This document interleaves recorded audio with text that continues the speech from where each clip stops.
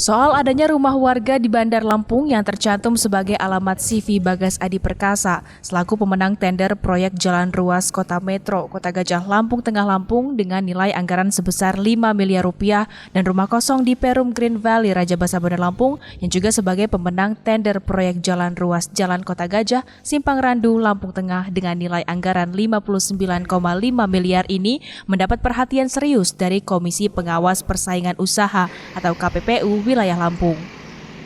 Menurut Ketua KPPU Lampung, Wahyu Bekti mengatakan, untuk mengukur ada tidaknya persekongkolan atau ketidakberesan dalam proses tender bisa dilihat dari saat proses jumlah peserta yang mendaftar lebih banyak dibanding peserta yang mengajukan penawaran.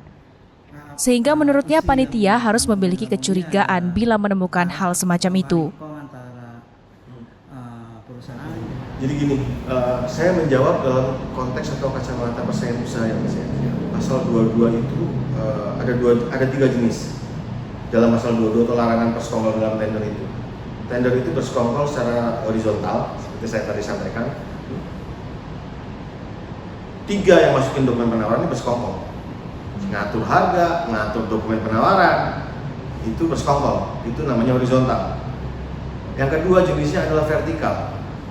Yang masukin dokumen penawaran itu hanya 1, dia bisa bersekongkol dengan panitia. Itu vertikal. Tapi kebanyakan KPPU menemukan dua-duanya dalam putusannya. Horizontal iya, vertikal iya. Itu yang mungkin dimaksud KPK bahwa sudah diatur tendernya. Kong kali kongnya di situ, sehingga sekali lagi saya bicara di luar bahwa ada kepentingan dari sebuah proyek itu di luar sana, saya nggak bicara itu.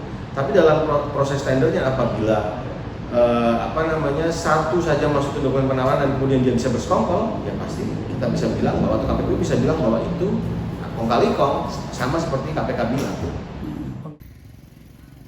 Kedepan, Komisi Pengawas Persaingan Usaha atau KPPU wilayah Lampung akan melakukan proses pengawasan secara intensif pada proyek perbaikan jalan di Lampung yang rencananya akan dimulai pada Juni mendatang. Roma Afria Idam, Kompas TV, Lampung.